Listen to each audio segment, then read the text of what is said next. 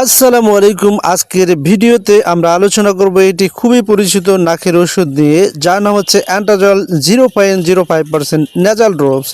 এই ওষুধটি কী কাজে লাগে, কিভাবে ব্যবহার করতে হয়, কতদিন ব্যবহার করা নিরাপদ এবং কী কী সতর্কতা অবলম্বন করতে হবে, সব কিছু সহজ ভাষায় আজকের ভিডিওতে তুলে ধরা হবে। তাই ভিডিওটি স্কিপ না করে সম্পূর্ণ ভিডিওটি মনোযোগ সহকারে দেখতে থাকুন। প্রথমে আমরা জানব অ্যান্টাজল ড্রপটি আসলে কী ধরনের ড্রপ। আপনারা স্ক্রিনে যে মেডিসিনটি দেখতে পাচ্ছেন এটি হচ্ছে অ্যান্টাজল ড্রপ। এটি একটি নেজাল ড্রপস অর্থাৎ নাকের ড্রপ। এর মূল উপাদান হচ্ছে জাইলোমেটাজোলিন হাইড্রোক্লোরাইড এবং এর পরিমাণ থাকে 15 ml, আর এটি প্রস্তুত করেছে স্কয়ার ফার্মাসিউটিক্যাল লিমিটেড। চলুন বন্ধুরা, এবার জেনে নেওয়া যাক এই ওষুধটি কোন কোন রোগের ক্ষেত্রে বা কোন কোন সমস্যার কারণে ডক্টররা প্রেসক্রাইব করে থাকেন এবং দেওয়ার পরামর্শ দিয়ে থাকেন। বিশেষ করে নাক বন্ধ হয়ে যাওয়া, সর্দি কাশির কারণে নাক ফুলে যাওয়া, অ্যালার্জিজনিত নাক বন্ধ হয়ে যাওয়া, এছাড়াও ঠান্ডাজনিত কারণে শ্বাস নিতে কষ্ট হলে ডক্টররা এই ড্রপটি প্রেসক্রাইব করে থাকেন।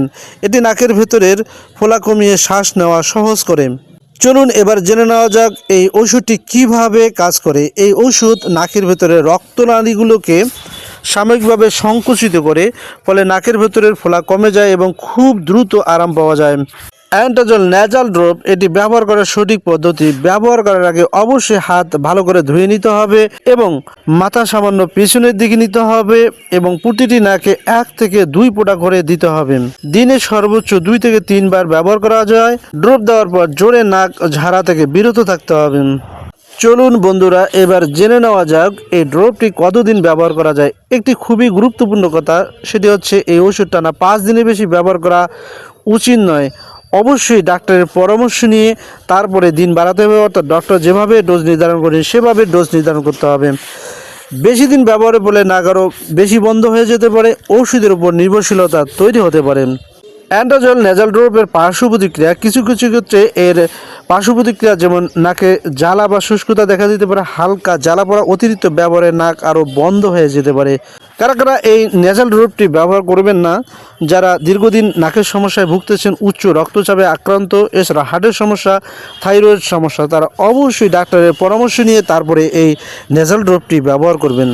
একটি গুরুত্বপূর্ণ সতর্কতা, সেটি হচ্ছে নিজের ইচ্ছে মতো দীর্ঘদিন ব্যবহার করা থেকে বিরত থাকতে হবে। অন্য কারোর সাথে একই বোতল শেয়ার করা যাবে না। ঠান্ডা এবং শুকনো জায়গায় ড্রপটি সংরক্ষণ করতে হবে। সো বন্ধুরা, এই ভিডিওটি শুধুমাত্র সাধারণ তথ্যের জন্য। ঔষধ ব্যবহারের আগে অবশ্যই ডাক্তারের পরামর্শ নিতে হবে। ভুল ব্যবহারে আপনার স্বাস্থ্যের ক্ষতি হতে পারে। সো বন্ধুরা, ভিডিওটি যদি আপনার উপকারে আসে তাহলে ভিডিওটিতে লাইক দিন, কমেন্ট করে জানিয়ে দিন কোনো প্রশ্ন থাকলে, এবং এমন আরও স্বাস্থ্য বিষয়ক ভিডিও পেতে চ্যানেলটি সাবস্ক্রাইব করতে ভুলবেন না।